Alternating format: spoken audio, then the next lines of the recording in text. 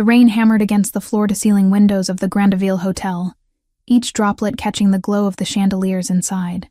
Isabella Santos adjusted her black uniform for the 10th time that evening, her hands trembling slightly as she balanced the silver tray laden with crystal champagne flutes. 24 years old and working 3 jobs to pay for nursing school, she had seen her share of wealthy clients. But nothing quite like this. The charity gala was the most exclusive event of the season. Manhattan's elite mingled beneath gold-leafed ceilings, their laughter mixing with the soft melody of the string quartet. Isabella weaved through the crowd, her green eyes scanning the room as she served drinks to women dripping in diamonds and men whose single watches could pay her tuition for a year. "Excuse me, miss."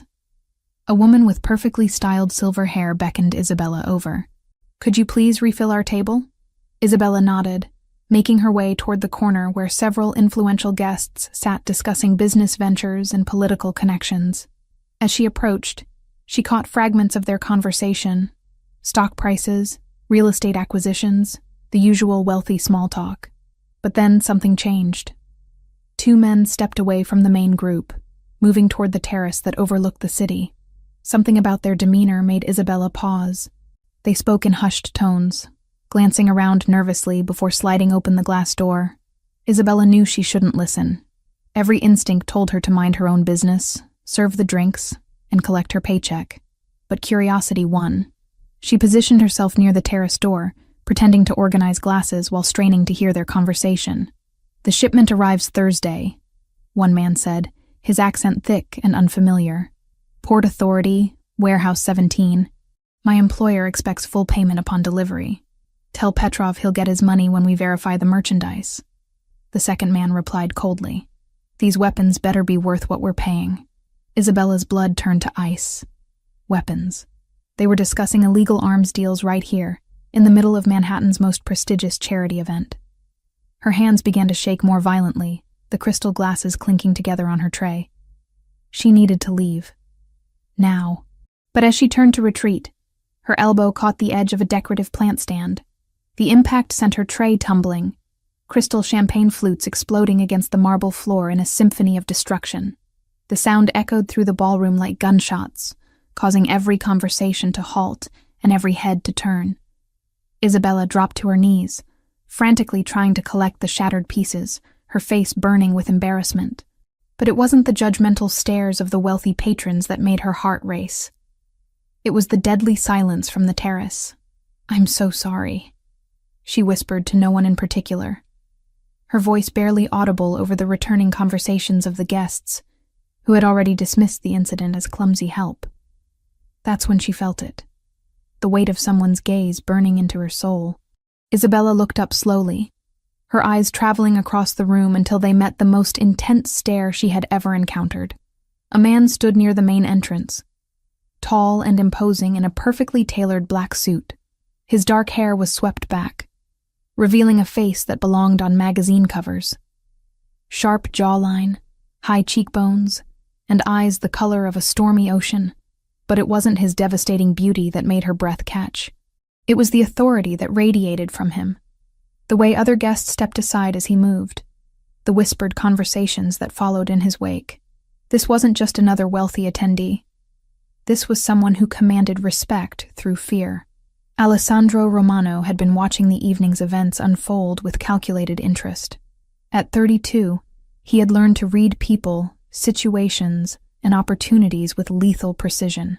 He had noticed the nervous Russians discussing business on his terrace. He had observed the pretty waitress listening, where she shouldn't have been listening. And now, as she knelt among broken crystal, her green eyes wide with terror, as she realized the gravity of what she had overheard, Alessandro made a decision that would change both of their lives forever. He walked toward her with purposeful strides, his expensive shoes clicking against the marble floor. The crowd parted before him like waves before a ship's bow. Security personnel appeared from shadows, flanking him as he moved. Isabella scrambled to her feet, still clutching pieces of broken glass, small cuts decorating her palms where the crystal had bit into her skin. She wanted to run, but her legs felt like cement. The man approaching her wasn't just handsome.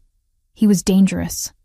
Everything about him screamed power, control, violence barely contained beneath designer clothing.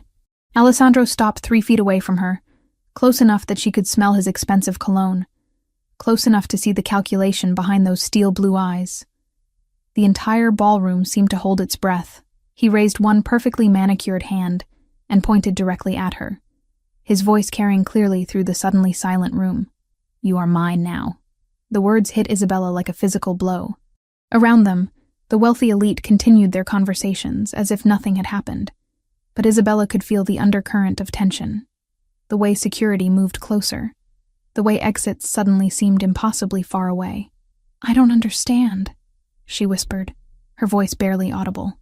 Alessandro's lips curved into something that wasn't quite a smile. "You will." 2 men in dark suits appeared at Isabella's elbows, their grip gentle but unmistakably firm. She looked around desperately, seeking help from the other staff members, but they had all mysteriously disappeared.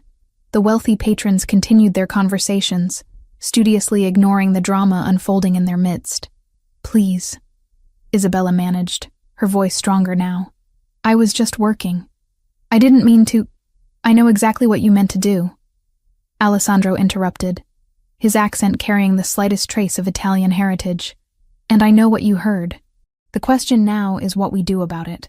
Isabella's mind raced. She could deny everything, claim she had heard nothing. But something in Alessandro's eyes told her he would see through any lie she attempted. This man had built an empire on reading people, on knowing when someone posed a threat to his carefully constructed world. "I won't tell anyone," she said quickly. "I swear, I'll forget everything. I just want to go home." Alessandro studied her for a long moment, his gaze traveling from her frightened face to her trembling hands, still bleeding from the crystal cuts. When he spoke again, his voice was softer, but no less commanding. "Home isn't safe for you anymore, Isabella Santos." The use of her name sent chills down her spine. How did he know who she was? How long had he been watching her? "You know things now," he continued, stepping closer until she could feel the heat radiating from his body. "Things that certain people would kill to keep secret. Things that put a target on your back the moment you heard them." "I don't want to know anything," Isabella protested, tears threatening to spill down her cheeks. "I just want to finish nursing school and have a normal life." "Normal disappeared the moment you decided to eavesdrop," Alessandro said, though his tone held an unexpected gentleness. "But I'm offering you something better than normal. I'm offering you protection." The men at her elbows tightened their grip slightly, a subtle reminder that this wasn't really a choice. Isabella looked around the ballroom one last time, at the glittering chandeliers, the wealthy patrons, the world of privilege she had been serving but never belonged to. When her eyes met Alessandro's again, she saw something that surprised her. Not cruelty, but genuine concern. Whatever he was, whatever he did, he seemed to truly believe she was in danger. "What if I refuse?" she asked quietly. Alessandro's expression darkened. "Then you leave here alone. And I give you 24 hours before Petrov's men find you. And when they do, they won't be as generous as I'm being." The choice wasn't really a choice at all. Isabella nodded slowly, her fate sealed by a moment of curiosity and a tray of broken crystal. As Alessandro's men escorted her toward a private exit, she caught one last glimpse of the glittering ballroom, the world of safety and normalcy disappearing behind her like a dream. Outside, black cars waited in the rain, their engines purring like predatory cats. Alessandro opened the door of the lead vehicle personally, his hand briefly touching her lower back as she climbed inside. "Welcome to my world, Isabella," he said as the door closed between them, sealing her fate. The last thing she saw through the rain-streaked window was the golden glow of the Grandeville Hotel, disappearing into the night, taking her old life with it. The mansion emerged from the darkness like a fortress carved from stone and steel. Isabella pressed her face against the tinted window as they passed through iron gates that stretched 20 feet high, topped with razor wire that gleamed like deadly ribbons in the security lights. The driveway curved through manicured grounds that seemed to stretch for miles, flanked by towering oak trees that whispered secrets to the night wind. "Welcome to the Romano estate," Alessandro said from beside her, his voice carrying a note of pride that seemed entirely at odds with the circumstances. "Your new home." Isabella's stomach lurched.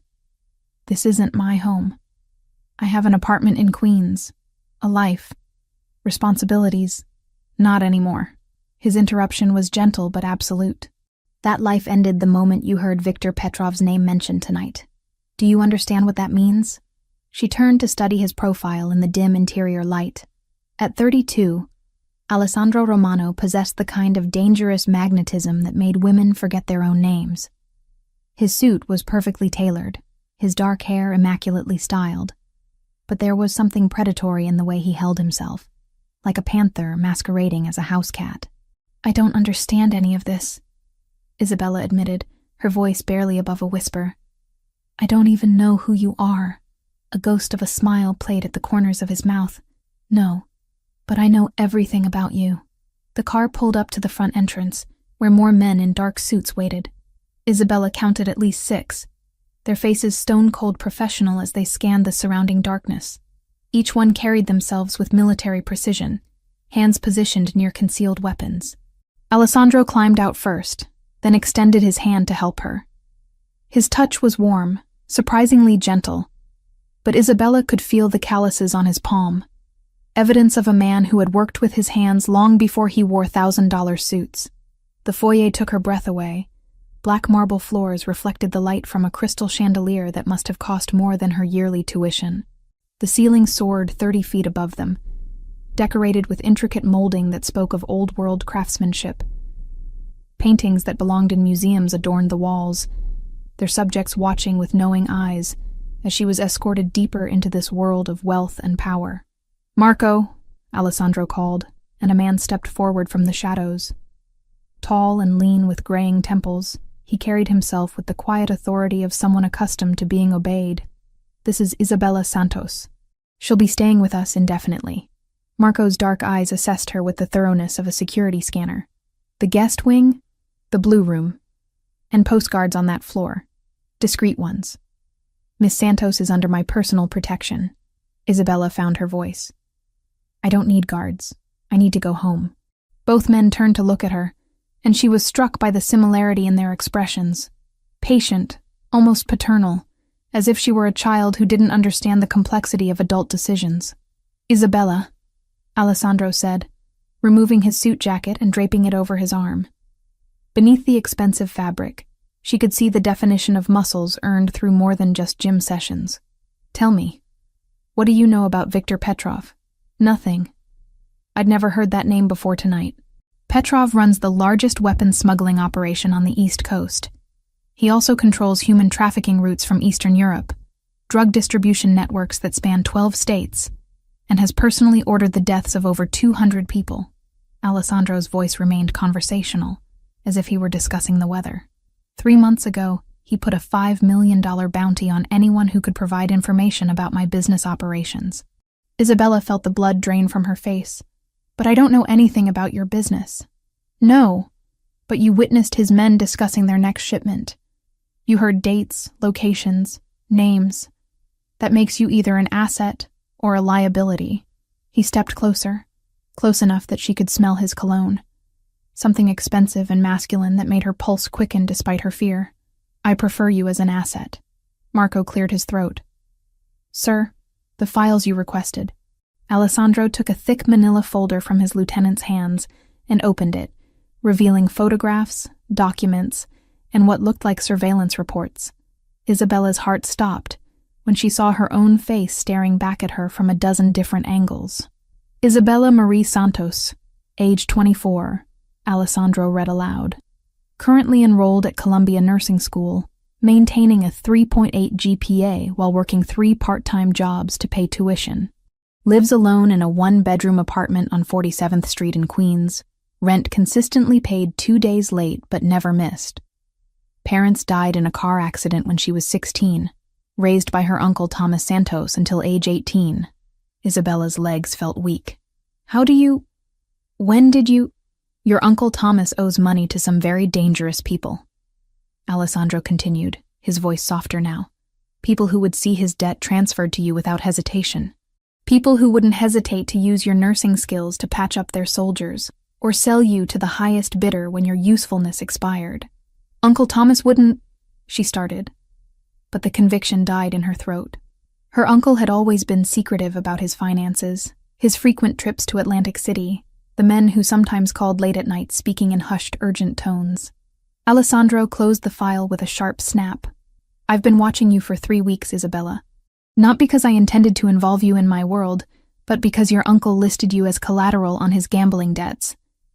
When Petrov's men started asking questions about you, I realized you needed protection whether you wanted it or not." The admission hit her like a physical blow. She was collateral, property to be bartered and traded by men who saw her as nothing more than a means to an end. "So you see," Alessandro continued, "this isn't really about what you overheard tonight, though that certainly complicated matters. This is about keeping you alive long enough to find a permanent solution to your uncle's stupidity." Isabella sank onto a nearby chair, her legs finally giving out completely. The elegant furniture felt foreign beneath her. Too rich, too perfect for someone like her. What kind of solution? The kind that ensures Petrov never has reason to think about you again. Alessandro's voice carried a note of finality that made her shiver. "But that will take time to arrange properly. Until then, you're safest here." Marco approached with another file, this one thinner. "The security assessment is complete. Perimeter is clean, but we've identified 3 surveillance points that suggest we're being watched." "Russian? Most likely. Should we deal with them?" Alessandro considered this, his jaw tightening almost imperceptibly. "No. Let them watch for now. I want them to see that she's under my protection. Sometimes the appearance of strength is more valuable than the demonstration of it." Isabella listened to this exchange with growing horror. These men discussed violence and death as casually as others might plan a dinner party, and somehow she had become a piece on their chessboard, moved around according to strategies she couldn't comprehend. "I want to call my uncle," she said suddenly. "I want to hear this from him." Alessandro and Marco exchanged a look that made her stomach clench. "That might not be possible," Alessandro said carefully. "Why not?" Another long pause. "Because Thomas Santos was found dead in his apartment 6 hours ago." The world tilted sideways. Isabella gripped the arms of her chair, her knuckles white as she fought to remain conscious.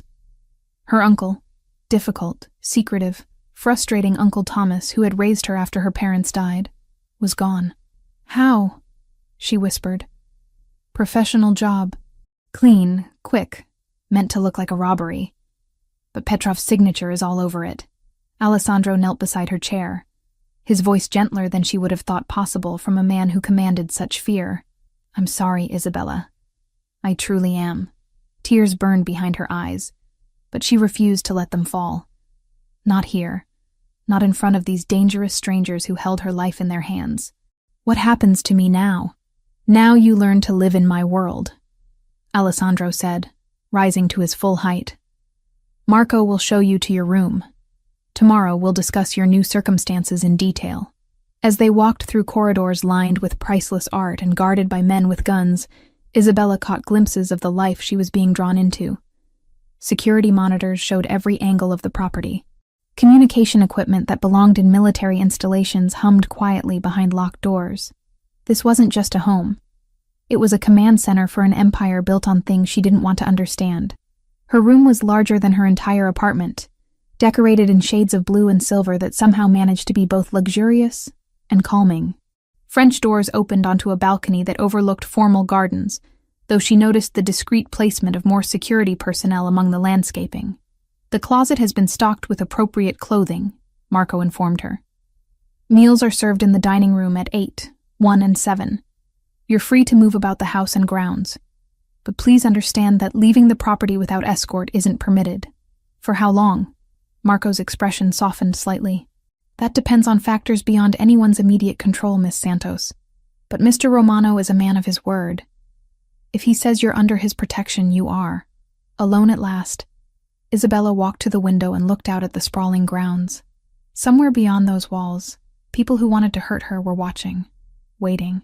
Her old life, her apartment, her job, her dreams of becoming a nurse, felt like something that had happened to someone else. Alessandro Romano had saved her life tonight, but in doing so, he had also claimed ownership of it. The question that would haunt her dreams was simple. In a world where everyone was predator or prey, which was she becoming? Isabella woke to the sound of crystal clinking against fine china and the soft murmur of conversation echoing through marble corridors. For a moment, disorientation clouded her thoughts.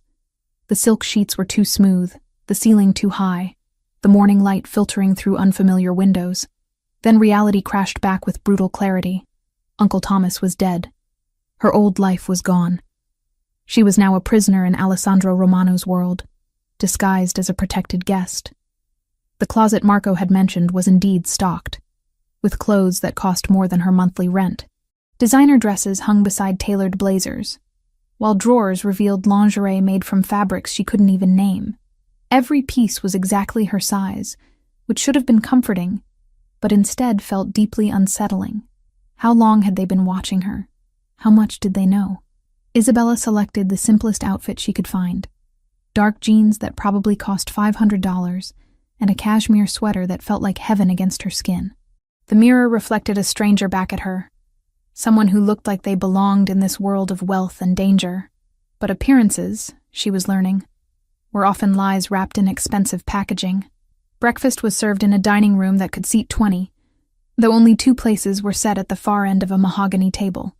Alessandro sat reading what appeared to be financial reports, his dark hair still damp from a shower, wearing a white shirt that emphasized the olive tone of his skin. He looked up when she entered, his steel blue eyes assessing her with an intensity that made her pulse quicken. "Good morning, Isabella. I trust you slept well?" She hadn't slept at all, but admitting that felt like showing weakness. "Well enough, considering the circumstances." "Of course. Please, sit." He gestured to the chair across from him, where fresh fruit, pastries, and coffee waited on bone china that probably cost more than her textbooks. "We have much to discuss." Isabella remained standing, crossing her arms over her chest. "I want to go home. This is kidnapping, Mr. Romano. I don't care what danger you think I'm in. I won't be held prisoner here like some kind of trophy." Alessandro set down his papers with deliberate slowness, his expression shifting from polite host to something far more dangerous. "Kidnapping?" He rose from his chair, moving around the table with predatory grace. "Is that what you think this is? What else would you call it? You took me from my job, brought me here against my will, and now you're telling me I can't leave. That sounds like kidnapping to me."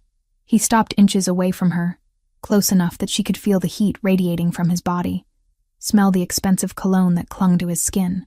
"Very well. You want to leave? The door is there." He pointed toward the dining room entrance. "Walk out. Get in your car. Oh wait, you don't have one here. Call a taxi, except your phone was destroyed for security reasons. Flag down a passing motorist on a private road that sees no traffic." Isabella's confidence wavered, but she refused to back down. "I'll find a way." "I'm sure you will. And approximately 6 hours after you leave this property, Viktor Petrov's men will find you. They'll torture you for information about what you heard at the Gala, then they'll sell you to human traffickers who specialize in young women with medical training. If you're very lucky, they'll kill you quickly when they're done with you." The casual way he described her potential fate made her stomach turn. "You're trying to scare me. I'm trying to save your life." Alessandro's voice softened slightly. "Isabella, I know this isn't the life you chose, but the moment you overheard that conversation, your choices became very limited.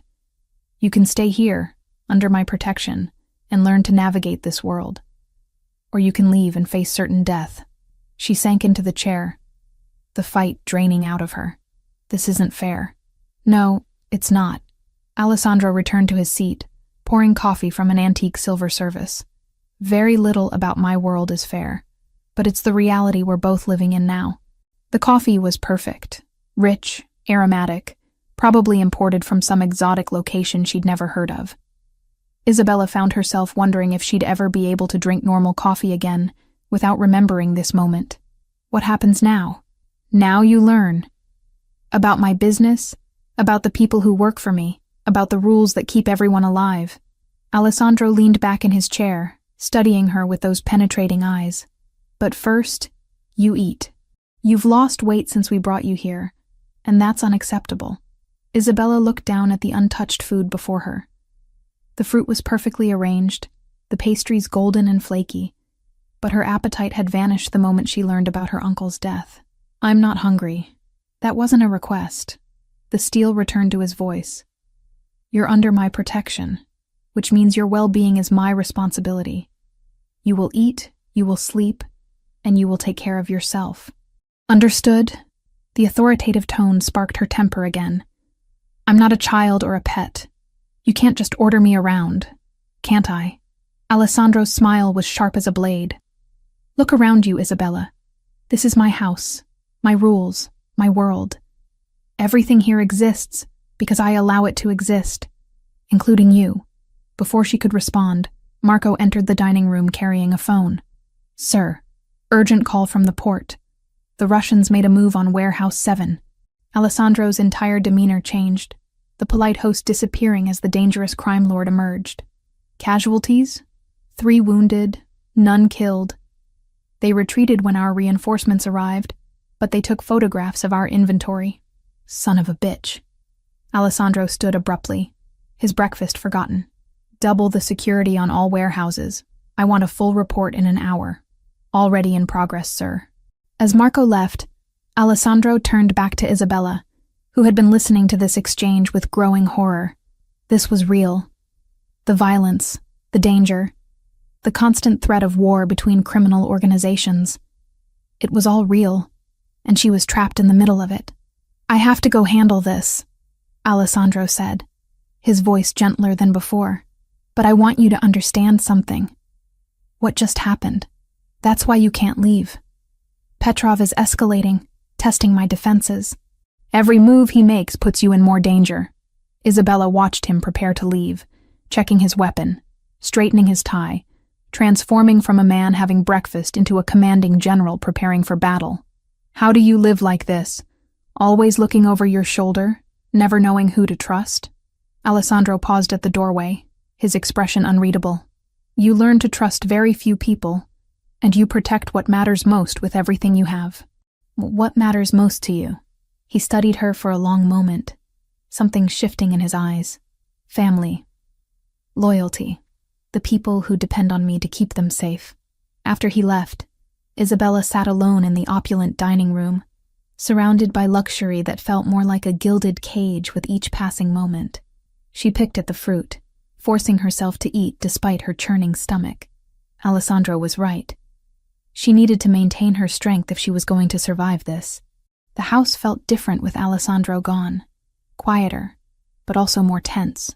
She could sense the increased security, the way staff members moved with heightened alertness. Through the windows, she glimpsed more men patrolling the grounds, their weapons no longer concealed. Isabella spent the morning exploring the house, testing the boundaries of her imprisonment.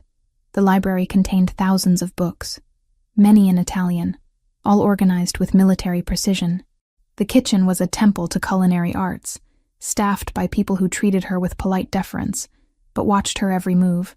The garden was beautiful but surrounded by walls topped with surveillance equipment. It was in the afternoon, while reading in a sun-drenched conservatory, that Isabella heard the commotion. Shouting voices, car engines, the slam of doors. She moved to the window and saw Alessandro returning. But something was wrong. He was walking differently, favoring his left side, and there were dark stains on his white shirt. Marco and 2 other men flanked him as they entered the house, their expressions grim.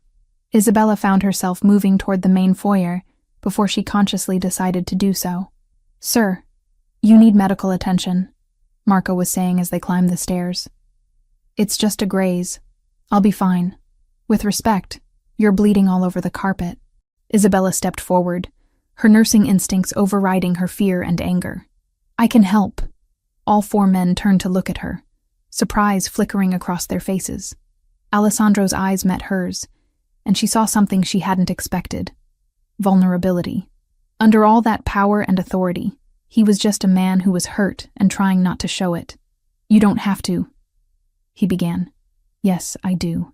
Isabella moved closer, studying the way he held himself, the pallor beneath his olive skin.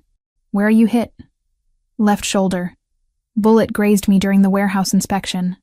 Isabella looked at Marco. "I need medical supplies. Antiseptic, gauze, surgical thread if you have it."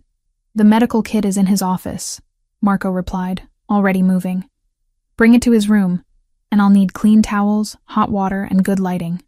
As they helped Alessandro to his private quarters, Isabella felt a strange shift inside her. For the first time since arriving at the mansion, she wasn't a prisoner or a burden. She was needed, useful, doing something she was trained for. Alessandro's bedroom was as luxurious as the rest of the house, but she barely noticed the expensive furnishings. Her focus was entirely on the man sitting on the edge of the bed, trying to remove his ruined shirt without jarring his injured shoulder. "Let me," Isabella said softly, moving to help him. Their eyes met as she carefully peeled the fabric away from the wound, and Isabella felt something electric pass between them.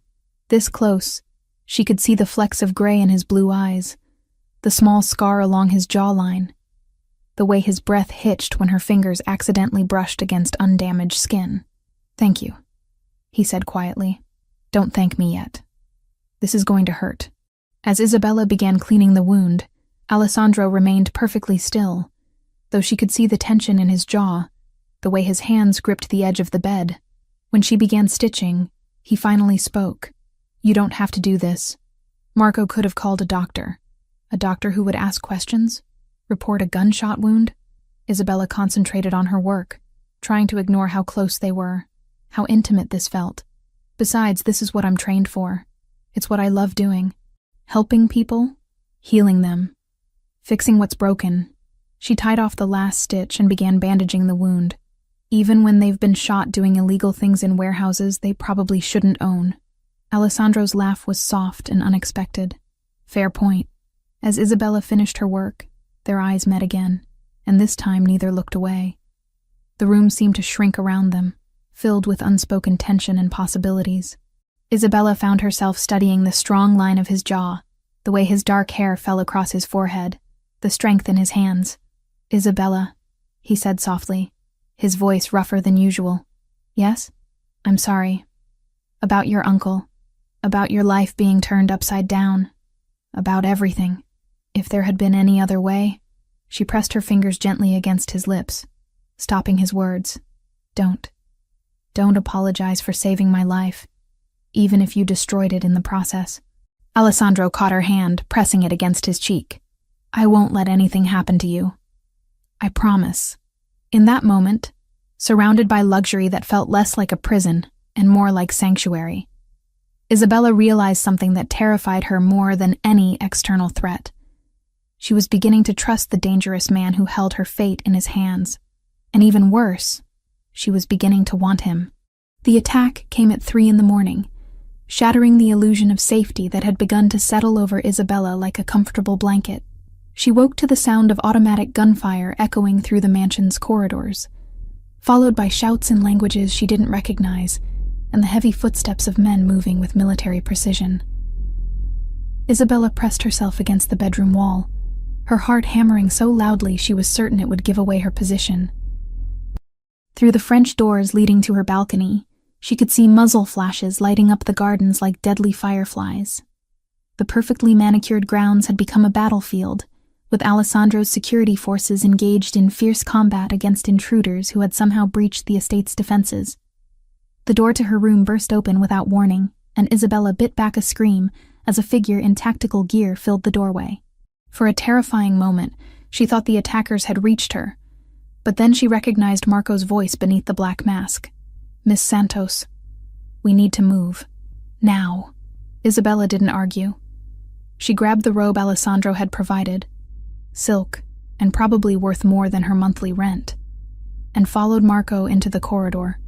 The mansion felt different in the darkness, transformed from a luxury prison into something that resembled a war zone. Emergency lighting cast everything in harsh red shadows, and the sound of combat echoed from multiple directions. "Where's Alessandro?" she asked, as Marco led her down a hallway she'd never seen before, coordinating the defense from the main security center. "He wanted you moved to the safe room until this is over." The safe room turned out to be a reinforced bunker, hidden behind a bookshelf in Alessandro's study. The space was larger than Isabella had expected, equipped with communication equipment, medical supplies, and enough food and water to last for days. But what struck her most was the wall of monitors showing every angle of the estate's grounds. On screen after screen, she watched the battle unfold. Alessandro's men moved like a well-trained army, using the estate's layout to their advantage as they engaged the attackers. But the intruders were professional too. Their movements coordinated, their equipment military grade. This wasn't some random attempt at robbery or revenge. This was a calculated assault by people who had studied the Romano defenses and planned accordingly. Russians, Marco said, following her gaze to the monitors. Petrov's elite strike team. They've been planning this for weeks. Isabella watched one monitor that showed Alessandro himself, dressed in tactical gear and carrying an assault rifle with the same casual confidence other men might carry a briefcase. He moved through the combat zone like he was born to it, directing his forces with hand signals and taking out enemies with precision shots that spoke of extensive military training. He's good at this, Isabella murmured, surprised by the observation. The best I've ever seen. Alessandro didn't inherit his position. He earned it in situations exactly like this one. Marco checked his weapon while monitoring the communications equipment. But Petrov's people are good too. This won't be over quickly. As if summoned by his words, the lights in the safe room flickered and went out, leaving them in darkness broken only by the glow of the monitors. Emergency power kicked in a moment later, but the brief blackout felt like an omen. They're trying to cut power to the main house, Marco explained, speaking into his headset in rapid Italian before switching back to English. Alessandro's moving to the backup generator room. If they take out our power completely, we lose the security systems.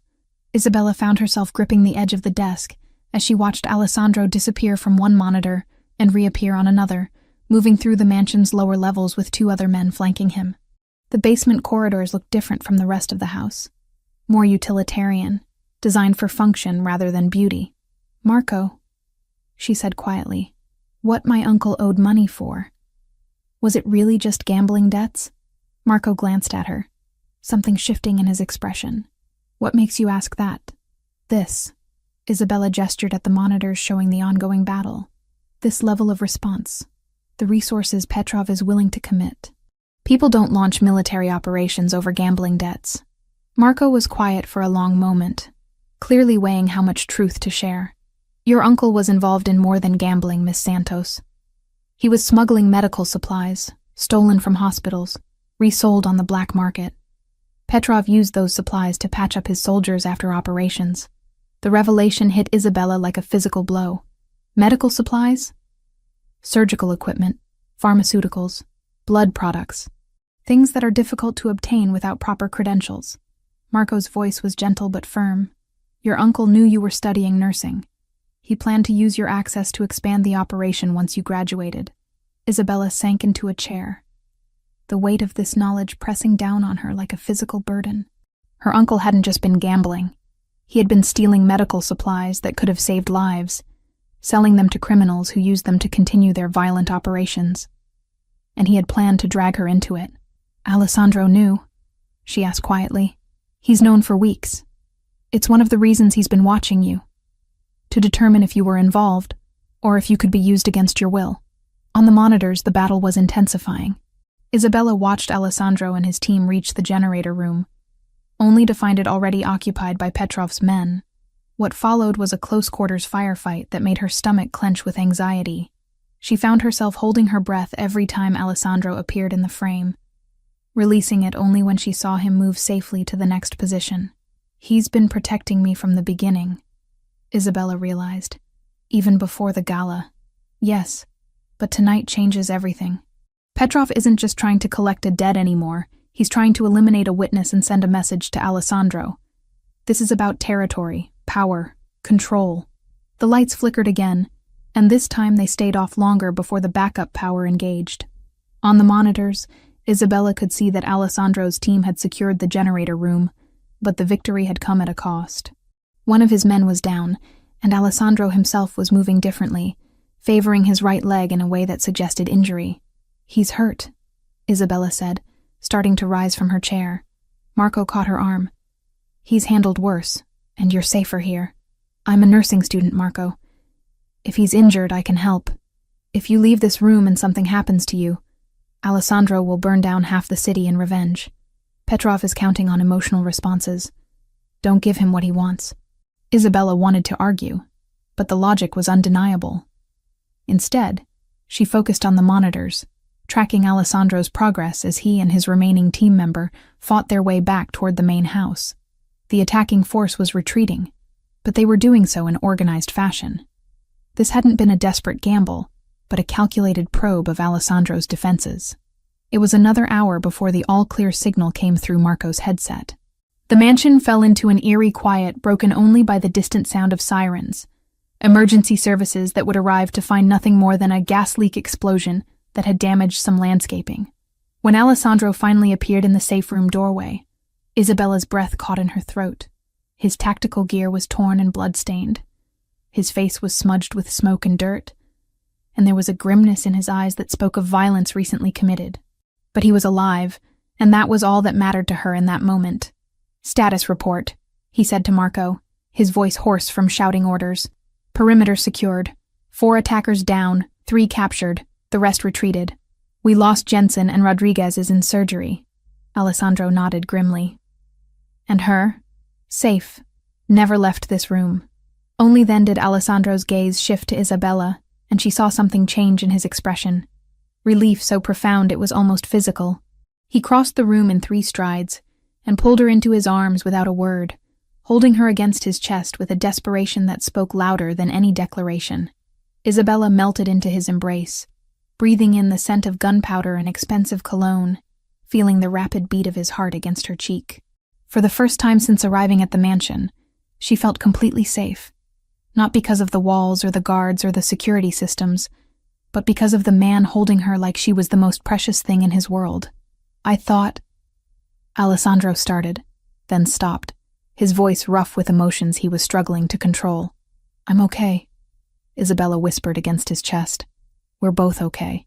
Alessandro pulled back just enough to look at her face, his hands framing her cheeks with a gentleness that seemed impossible from someone who had just been engaged in lethal combat. "Isabella, I need you to understand something. After tonight, there's no going back. Petrov has declared war, and that means—" She silenced him by pressing her lips to his. A kiss born of adrenaline and fear and the overwhelming relief of survival. Alessandro stiffened in surprise for a moment, before responding with a hunger that matched her own, his arms tightening around her, as if he could protect her from the entire world through sheer force of will. When they finally broke apart, both breathing hard, Isabella looked directly into his storm-gray eyes and made her choice. "I'm in danger because of you," she said quietly. "But I'm alive because of you too. I choose you, Alessandro.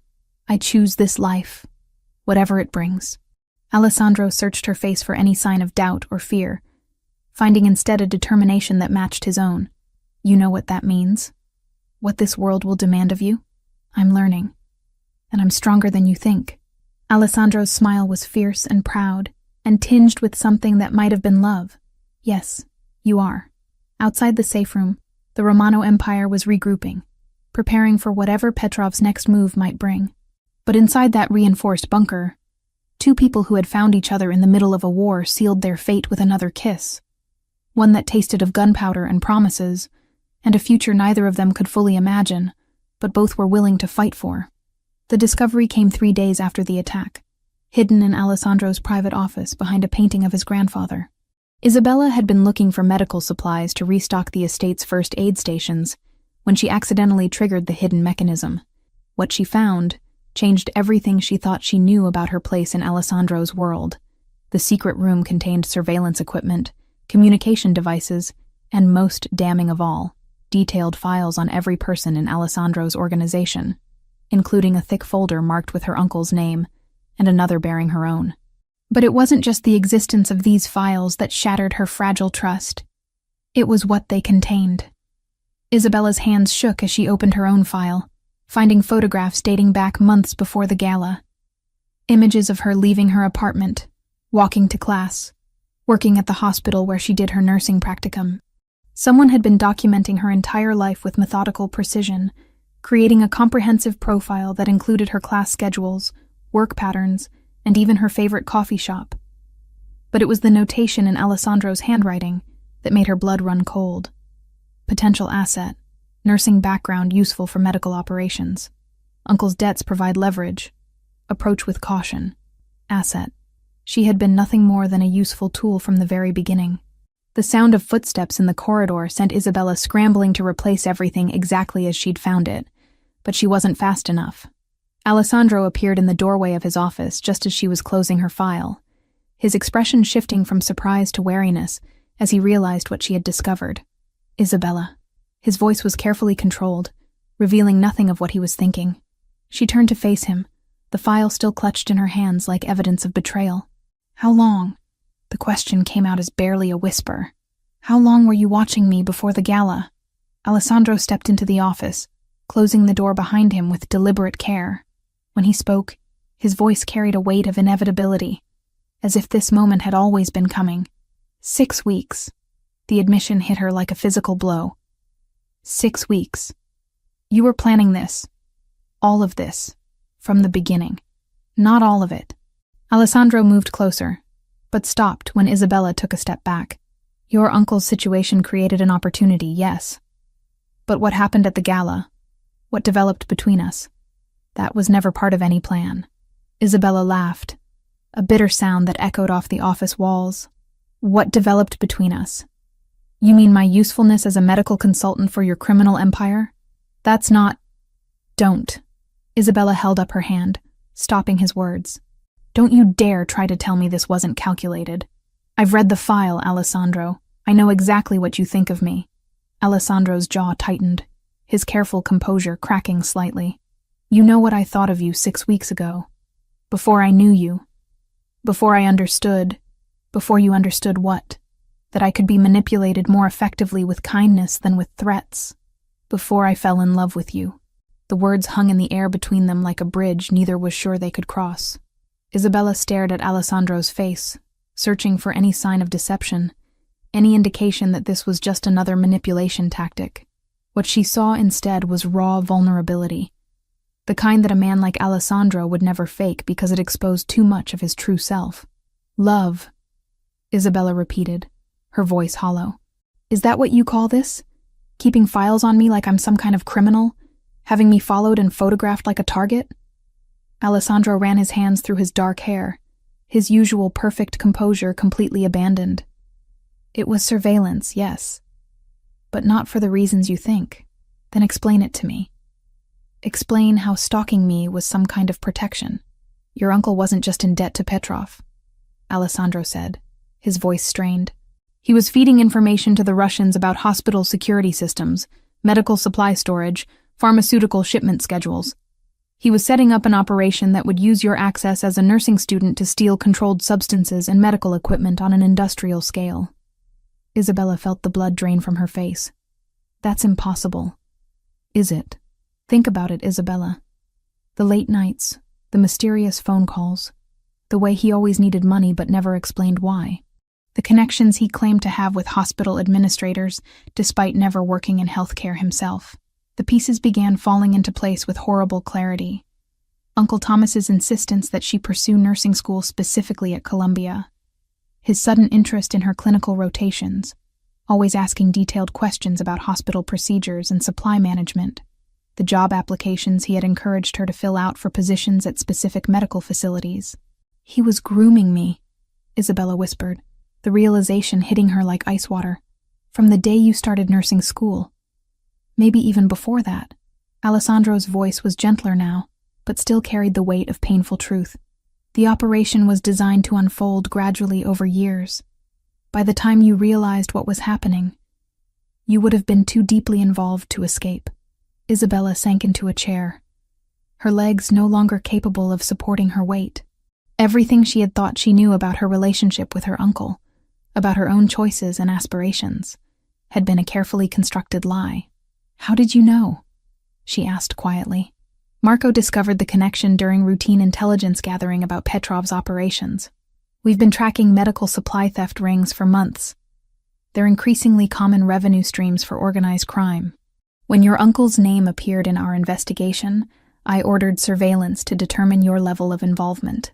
Alessandro moved closer, kneeling beside her chair so they were at eye level. I expected to find a willing accomplice, someone already corrupted by greed or desperation. What I found instead was a woman working 3 jobs to pay for school, volunteering at free clinics, completely innocent of her uncle's schemes. So you decided to use me anyway. No, I decided to protect you. Alessandro's eyes met hers, and she could see the truth of his words reflected there. The surveillance was to determine when and how Petrov would try to activate the network. I was planning to neutralize the threat and remove you from danger before you ever knew it existed. Isabella wanted to believe him, but trust felt like a luxury she could no longer afford. And the gala? That was just coincidence? Alessandro was quiet for a long moment before answering. The gala was supposed to be reconnaissance. I was meeting with contacts to gather more information about Petrov's timeline. You were supposed to be safely at home that night, but I wasn't. No, you picked up an extra shift, worked an event that put you in the middle of something you should never have witnessed. Everything after that, Alessandro reached out tentatively, touching her hand. Everything after that was improvisation, trying to keep you alive in a situation that had spiraled completely out of control. Isabella looked down at his hand covering hers, remembering how that same touch had comforted her during the darkest moments of the past weeks.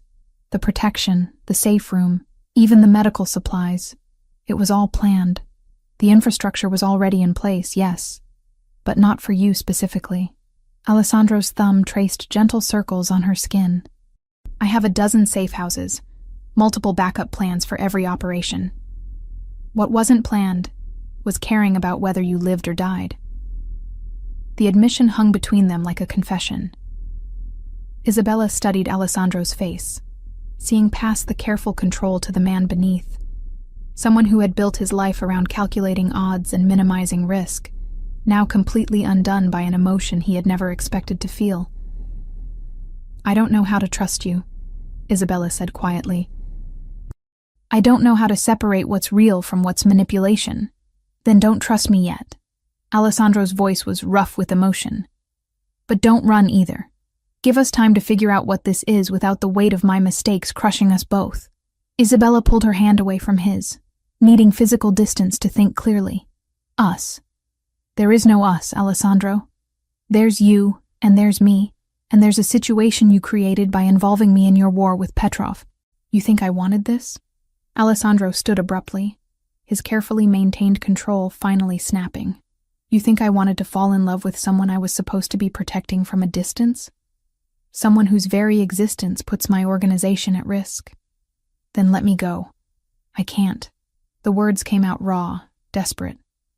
Even if I wanted to, which I don't, it's too late. Petrov knows about you now. He knows you matter to me.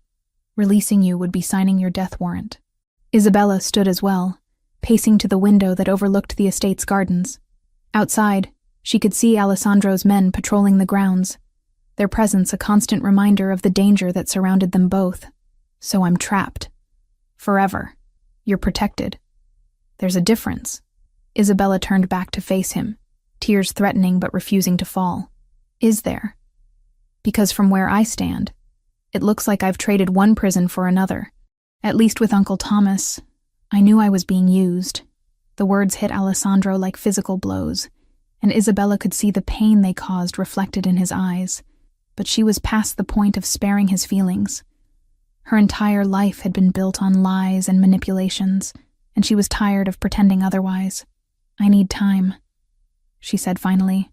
I need space to think about all of this without you watching my every move, analyzing my reactions, planning your next approach. Alessandro nodded slowly, though she could see how much the admission cost him. How much time? I don't know. Maybe days, maybe weeks, maybe forever. Isabella. No. Her voice was firm, final. You've made your choice about how to handle this situation. Now let me make mine. Alessandro stared at her for a long moment, and Isabella could see him weighing options, calculating responses, falling back into the strategic mindset that had kept him alive in a world of constant danger. When he spoke again, his voice had returned to the carefully controlled tone she remembered from their first meeting. Very well. But you'll remain on the estate grounds. The threat from Petrov hasn't changed, regardless of your feelings about my methods. Of course it hasn't, Isabella said bitterly. Nothing ever changes in your world, does it? Just the strategies for dealing with it. She walked past him toward the door, but his voice stopped her before she could leave. For what it's worth, Isabella, I never meant for you to be hurt by this. I thought I could protect you without your ever knowing the truth. Isabella paused without turning around. That's the problem, Alessandro. You thought you could control everything, including me. And some things can't be controlled, no matter how much power you have. As she left Alessandro's office, Isabella felt the weight of her new reality settling around her like armor. She was trapped in a world she had never chosen, protected by a man who had manipulated her from the beginning, surrounded by dangers she was only beginning to understand. But for the first time since arriving at the Romano estate, she was choosing her own path forward.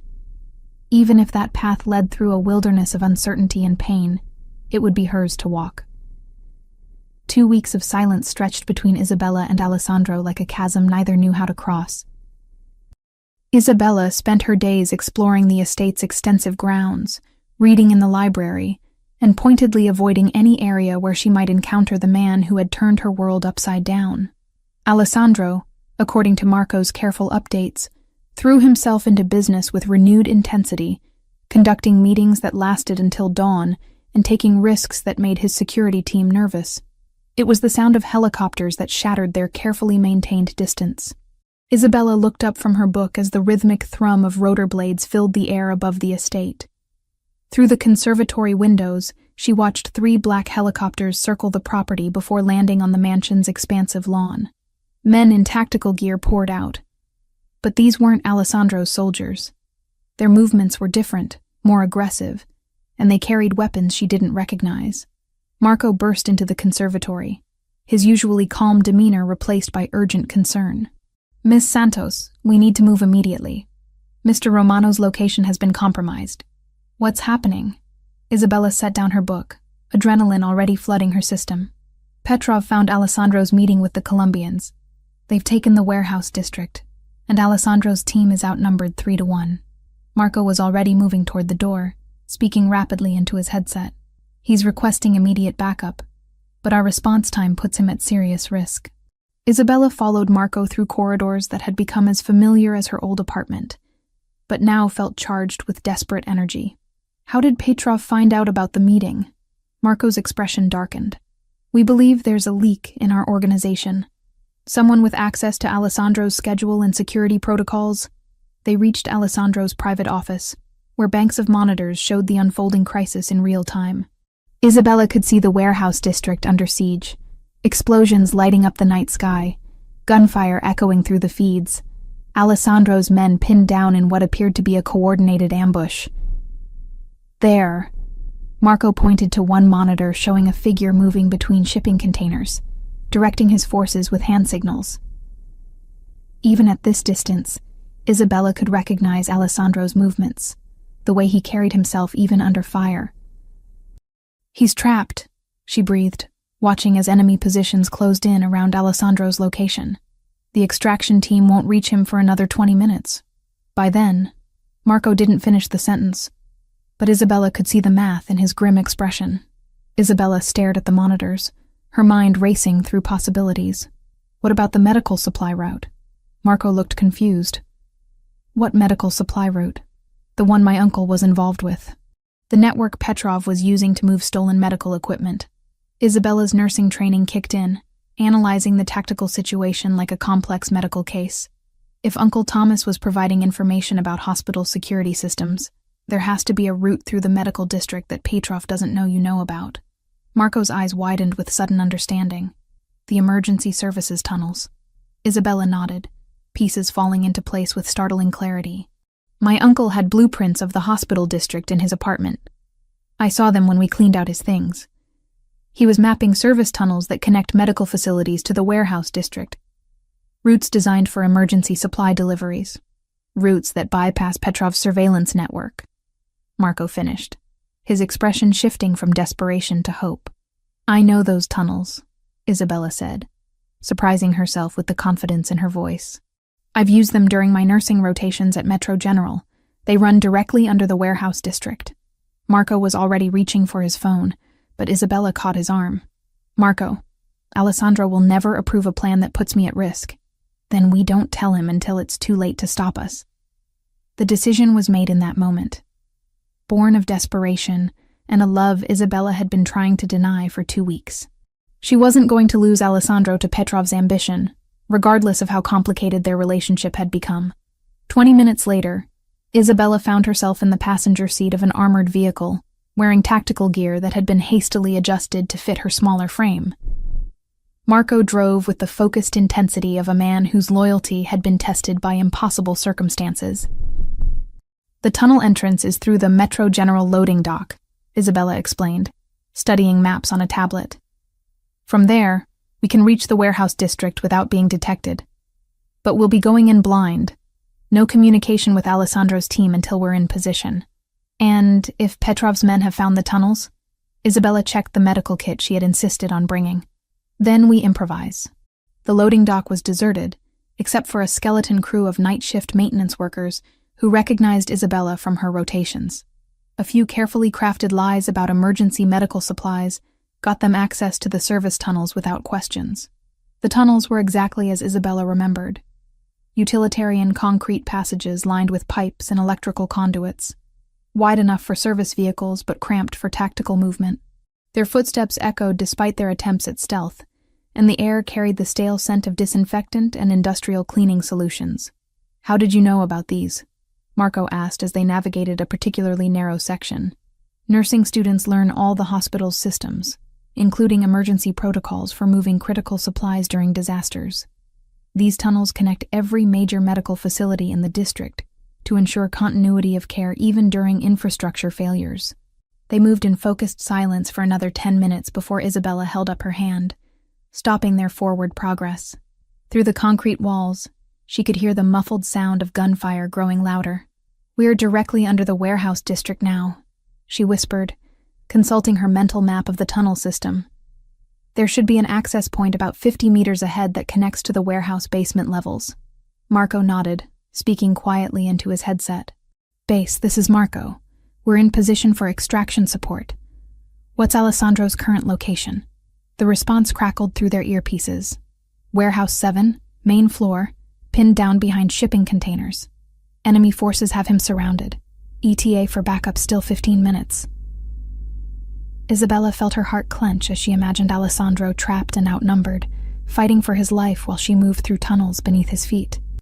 The woman who had been avoiding him for 2 weeks suddenly couldn't bear the thought of a world without him in it.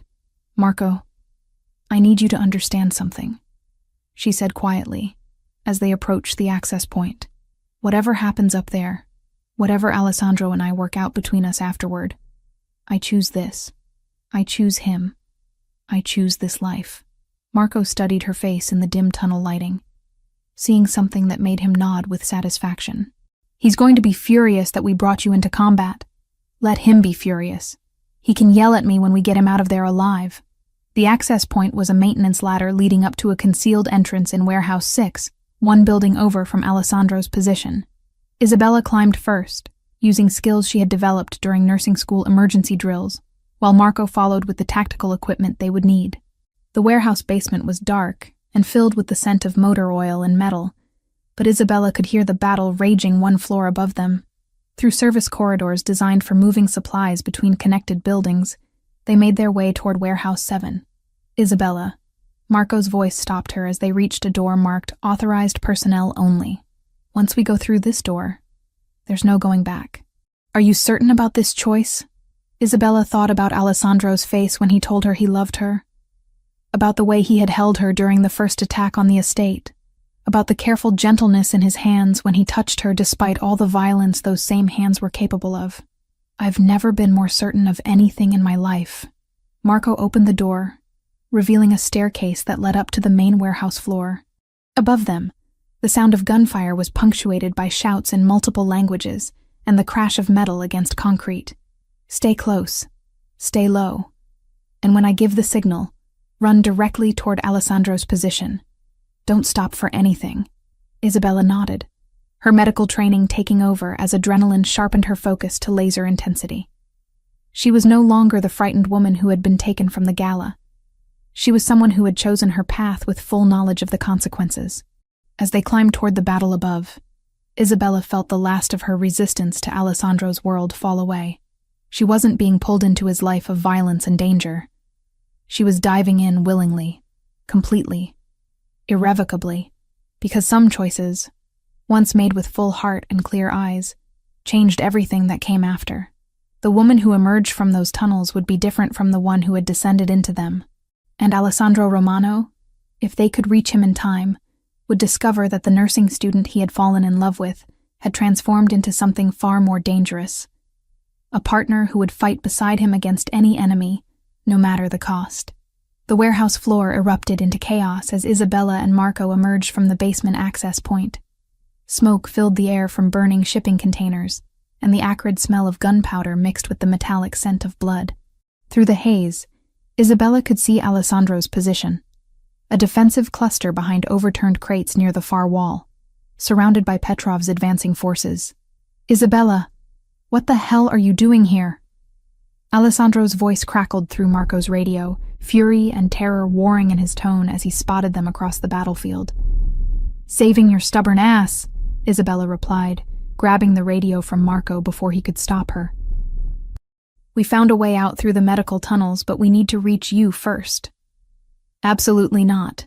You get back underground and—" His words were cut off by an explosion that shook the entire building as Petrov's men launched grenades toward Alessandro's position. Isabella watched in horror as debris rained down around the shipping containers, and for several heart-stopping moments, there was silence from Alessandro's radio. "Alessandro!" Isabella's scream echoed through the warehouse, raw with panic. "I'm here." His voice returned, strained but alive. "But we're running low on ammunition and they've got us completely surrounded. Marco, get her out of here." "No." Isabella's voice carried absolute finality. "We're coming to you. All of us."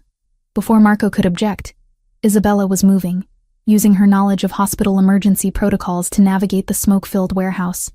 She had learned to move efficiently through chaos during medical crisis simulations, and those skills translated perfectly to this urban battlefield. "Follow my lead," she told Marco, staying low as they moved between burning containers. "In medical emergencies, we use a technique called controlled movement through hazardous environments. The key is to move decisively, but never expose yourself for more than 3 seconds at a time." Marco, despite his years of tactical training, found himself following Isabella's guidance as she led them through the maze of obstacles toward Alessandro's position. She moved with surprising confidence, pausing to assess each route before committing, reading the flow of battle like a medical professional, reading vital signs. They were halfway across the warehouse floor when Isabella heard it. A sound that made her blood freeze, the distinctive whine of an RPG being loaded. "RPG, southeast corner," she shouted into the radio, her medical training having taught her to remain calm and communicate clearly during life-threatening situations. Alessandro's response came immediately. "I see it. All units, incoming explosive." The rocket-propelled grenade streaked across the warehouse, aimed directly at Alessandro's defensive position. Isabella watched in slow motion as death approached the man she loved, and something inside her snapped with crystalline clarity. Without conscious thought, Isabella broke from cover, sprinting toward Alessandro's position with speed born of pure desperation. She reached his location just as the explosion detonated against the shipping containers, the blast wave throwing her against Alessandro's body and sending them both tumbling behind a concrete support pillar. "Isabella!" Alessandro caught her as they hit the ground, his hands immediately checking for injuries. "Are you hurt? Tell me you're not hurt." "I'm fine," she gasped, though her ears were ringing and her vision was slightly blurred. "But your shoulder is bleeding again." Alessandro looked down to see blood seeping through his tactical vest where his previous wound had reopened. "It's nothing. It's not nothing." Isabella was already reaching for her medical kit, her training overriding the chaos around them. "You're going into shock, and if you lose any more blood—" "Isabella, listen to me." Alessandro grabbed her hands, his eyes intense with desperate love and fear. "I need you to understand something. If we don't make it out of here, we're making it out." Isabella interrupted firmly, beginning to treat his wound with efficient movements. "All of us, together. A new voice cut through the battle sounds, cold and accented with Russian inflection. How touching. The Mafia prince and his little nurse, dying together in the dirt. Isabella looked up to see Viktor Petrov emerging from the smoke, flanked by 6 heavily armed men. He was younger than she had expected, maybe 40, with pale blue eyes and the kind of smile that suggested he enjoyed causing pain. Petrov. Alessandro's voice carried deadly calm as he positioned himself protectively in front of Isabella. You want me? You have me. Let her go. Oh, but she's the interesting one, isn't she? Petrov's gaze fixed on Isabella with predatory interest. The woman who brought down my medical supply operation, the one who cost me millions in lost revenue. Isabella felt the pieces clicking into place with horrible clarity. My uncle wasn't just providing information, he was the inside source for your entire network. Very good. Thomas Santos was our gateway into the hospital system, until you started asking inconvenient questions about his activities. When he tried to back out of our arrangement, well, Petrov shrugged. Loyalty is so important in business relationships. Alessandro's body tensed like a coiled spring. You killed him because Isabella was getting too close to the truth. I killed him because he became unreliable, just like you're about to become. The standoff stretched taut as wire, with Petrov's men maintaining their weapons aimed at Isabella and Alessandro. Around them, the warehouse had fallen into an eerie quiet as both sides waited to see how this final confrontation would play out. That's when Isabella heard it, the soft click of a safety being disengaged, coming from behind Petrov's position. Marco had used the distraction to flank them, moving with the silent expertise that made him Alessandro's most trusted lieutenant. But Petrov heard it too. The Russian crime lord spun toward the sound, his weapon tracking toward Marco's position. In that moment of divided attention, Isabella saw her opportunity and took it with the decisive action that had carried her through medical emergencies. She lunged forward, driving the surgical scissors from her medical kit directly into Petrov's gun arm. The weapon discharged harmlessly into the ceiling as Petrov screamed in pain and surprise. "Now, Alessandro!" Isabella shouted. What followed was a symphony of violence orchestrated by Alessandro Romano at his most lethal. He moved like death personified, his weapon speaking with mechanical precision as he eliminated Petrov's men in seconds. Marco's covering fire from the flank position caught the survivors in a crossfire that left no room for escape or surrender. When the shooting stopped, only Petrov remained alive, clutching his wounded arm and staring at Isabella with a mixture of rage and disbelief. "You have no idea what you've done," he snarled. "My organization spans 3 countries. Killing me will only send a message to every other criminal who thinks they can threaten what's mine," Alessandro finished, his voice carrying the absolute authority of a man who had built an empire on the foundation of decisive action. The single gunshot echoed through the warehouse with finality. Isabella stared at Petrov's lifeless body, feeling strangely detached from what had just occurred. She had imagined this moment would feel different, more traumatic, more overwhelming. Instead, she felt only a profound sense of completion, as if a chapter of her life had finally closed. "Isabella." Alessandro's voice was soft, uncertain. "Are you all right?" She turned to look at him. This dangerous, powerful man who had turned her world upside down and then fought beside her to put the pieces back together in an entirely new configuration. "I killed someone tonight," she said quietly. "You saved lives tonight. Mine, Marco's, probably your own." Isabella nodded slowly, understanding that this was her new reality. In Alessandro's world, violence wasn't senseless. It was surgical, purposeful, a tool used to protect what mattered most. "I'm not the same person who walked into that gala," she said. Alessandro stepped closer, his eyes searching her face for any sign of regret or fear. "No, you're not. The question is, who are you now?" Isabella looked around the warehouse, at the evidence of battle, at Marco coordinating with Alessandro's arriving reinforcements, at the empire they had fought to preserve. When she met Alessandro's gaze again, her voice carried absolute certainty. "I'm someone who chooses you. Someone who chooses this life. Someone who will fight beside you against anyone who threatens what we're building together." Alessandro's smile was fierce with pride and love and relief. "Then welcome to your new world, Isabella Romano. The name hit her like a promise, and a challenge wrapped in silk and steel. As sirens wailed in the distance, and Alessandro's men secured the area, Isabella realized that the woman who had bandaged a stranger's wounds that first night had become someone capable of ending lives to protect the people she loved. The transformation was complete, irreversible, and absolutely right.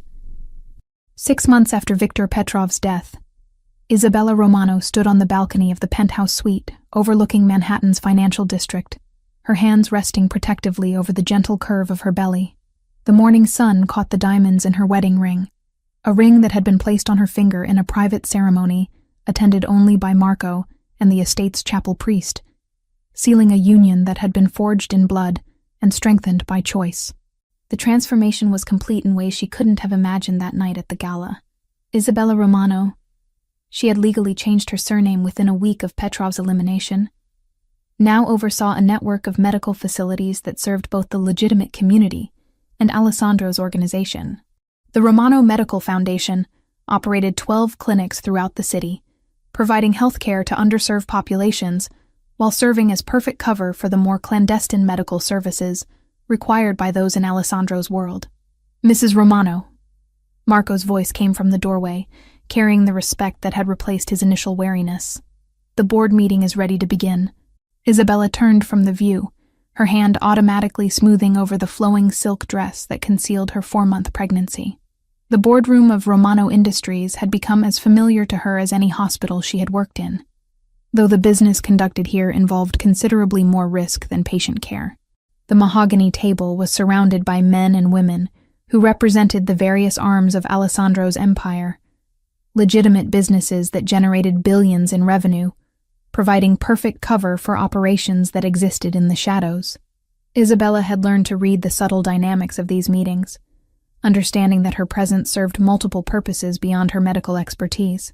"Status report on the medical supply distribution," Alessandro said as she took her seat beside him, his hand briefly touching hers in acknowledgement. Even in business meetings, he couldn't completely suppress his protective instincts toward her and their unborn child. "Revenues are up 30% from last quarter," reported Maria Santos, the financial director who had replaced the recently deceased Thomas. No relation to Isabella's uncle, despite the shared surname. "The legitimate pharmaceutical partnerships are providing excellent cover for our specialized services, and we've expanded into 3 new territories without opposition." Isabella listened with the focused attention she had once reserved for medical lectures, understanding that this world operated on the same principles as any complex system. Every component had to function perfectly for the whole to survive. Her medical background had proven invaluable in ways she hadn't anticipated, bringing both legitimacy and practical skills to an organization that frequently required discretion in healthcare matters. "The Bratva remnants?" Alessandro asked, his voice carrying the casual tone he used to discuss matters that could result in significant violence. "Neutralized as of Tuesday." Marco replied with equal calm.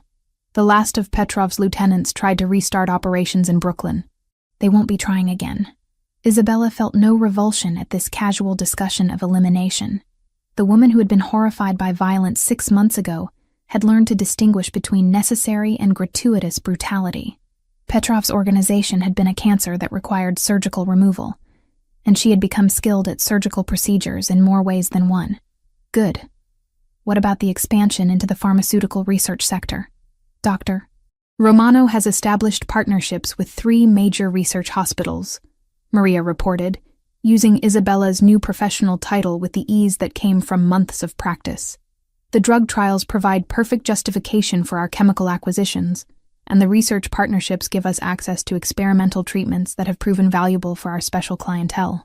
Alessandro's smile held the satisfaction of a man whose strategic vision was bearing fruit beyond his original plans. Isabella's integration into his empire hadn't just legitimized certain operations, it had opened entirely new revenue streams and operational possibilities. "Speaking of special clientele," Marco continued, "the request from the Sicilian families has been approved. They're willing to pay premium rates for our medical services during their expansion into the northeastern ports." Isabella nodded, understanding that medical services in this context meant everything from trauma surgery performed in untraceable locations to the provision of pharmaceutical products that couldn't be obtained through conventional channels. The Romano Medical Network had become the Switzerland of criminal health care. Neutral, discreet, and absolutely reliable. "Mrs. Romano, there's also the matter of the new recruitment program," Maria said, consulting her notes. "Your nursing school contacts have provided us with a dozen potential candidates for our specialized training program." This was Isabella's particular contribution to the family business, identifying nursing students and young doctors who possessed both the skills and the discretion necessary to work within Alessandro's organization. The program provided excellent benefits and career advancement opportunities in exchange for absolute loyalty and selective blindness regarding patient backgrounds.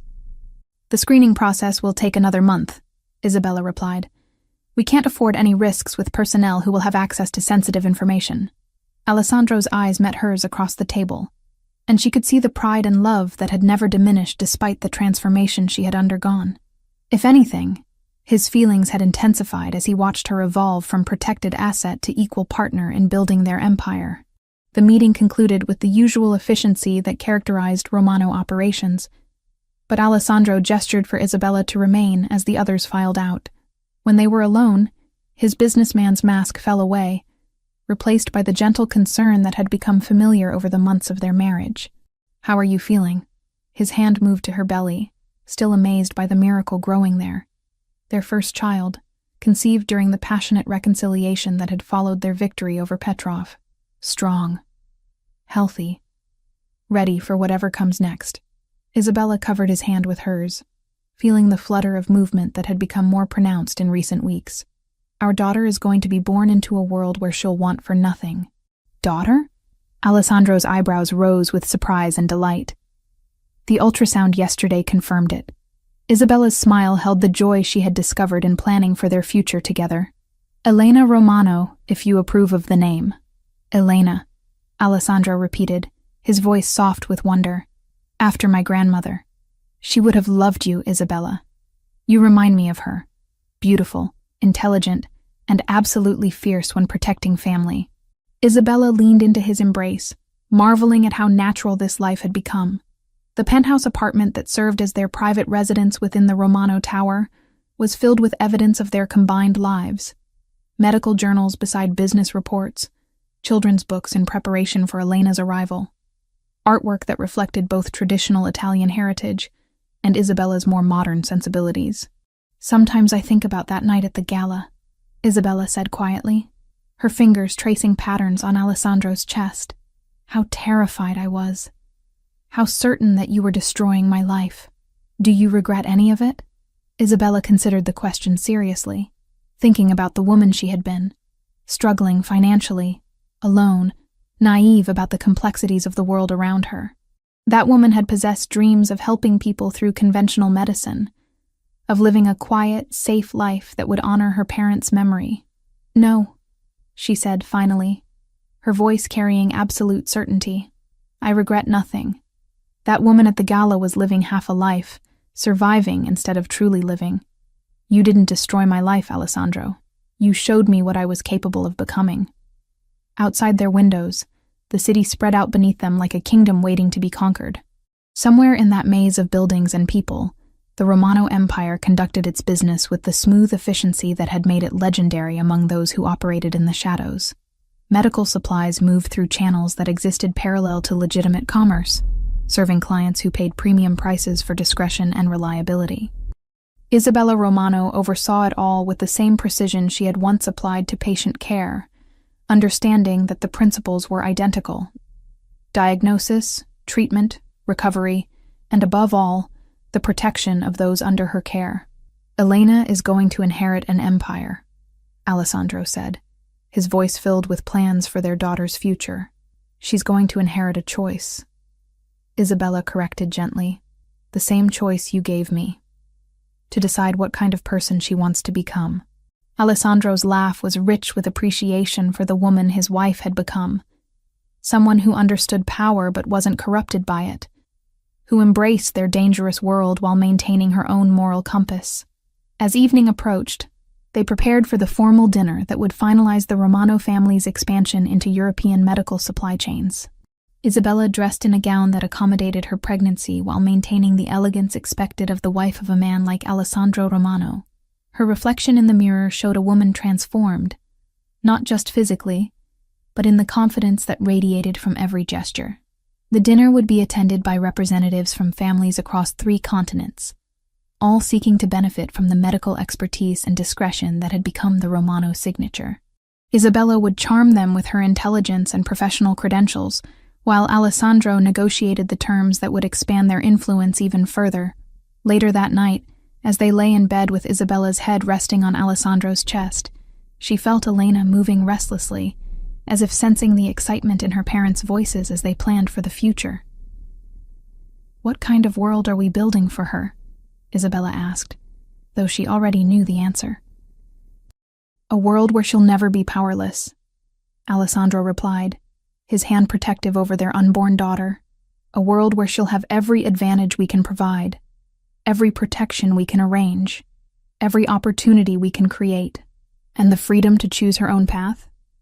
Always, just like her mother." Isabella smiled in the darkness, understanding that Elena Romano would be born into privilege beyond measure, but more importantly, into a family that understood the true nature of power, not just the ability to control others, but the wisdom to know when control was necessary and when it was destructive. The empire they had built together was more than criminal enterprise or legitimate business. It was a testament to what 2 people could accomplish when they chose to face the world as partners, equals, and ultimately, as a family that would endure whatever challenges lay ahead.